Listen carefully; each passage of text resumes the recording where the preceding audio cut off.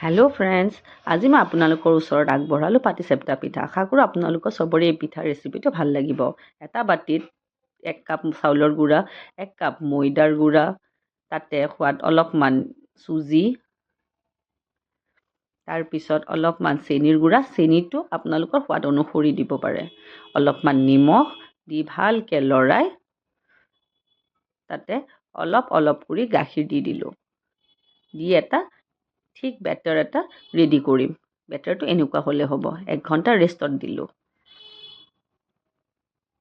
এখন কেৰাহীত অলপমান ঘিউ দি তাতে নাৰিকল দিলোঁ। এইটো হ'ব নাৰিকলৰ পুৰ। দি ভালকৈ লৰালোঁ। গেছৰ ফ্লেমটো একেবাৰে লোত ৰাখিব। তাতে অলপমান দিলোঁ ইলাচি। তাৰপিছত মই দিলোঁ অলপমান তাতে লিকুইড গুড়। আপোনালোকে গোটা গুড়ো ব্যৱহাৰ কৰিব পাৰে।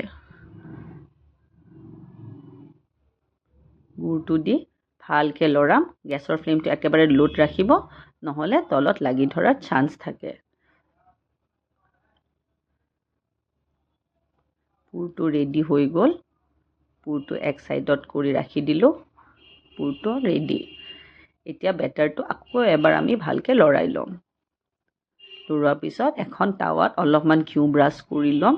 লৈ তাতে বেটাৰটো দি দিম। আপোনালোকে তেলো ব্যৱহাৰ কৰিব পাৰে। ঢাকোন মাৰি কিনে পিঠাটো বনাম আৰু গেছটো একেই লওতে থাকিব। পুৰটো দি দিলোঁ। দিয়াৰ পিছত পাতলা কৰি পিঠাৰ শ্বেপত আমি ঘূৰাই ল'লোঁ। কি ধুনীয়াকৈ পিঠাটো কেনেকৈ ধুনীয়াকৈ উঠি আহিছে। পিঠা এটা আমাৰ ৰেডি।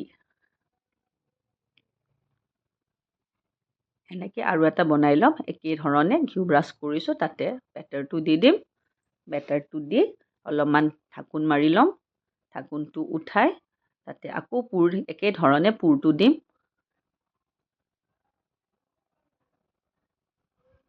পুৰটো দি আকৌ সেনেকৈ ঘূৰাই পিঠাৰ শ্বেপত কৰি ল'ম। হৈ গ'ল আমাৰ আৰু আন এটা পিঠা। এনেকৈ বাকীকেইটা পিঠাও আমি বনাই ল'ম। আশা কৰোঁ আপোনালোকৰ এই পিঠা ৰেচিপিটো ভাল লাগিল আৰু মোৰ চেনেলটো প্লিজ ছাবস্ক্ৰাইব কৰি দিব।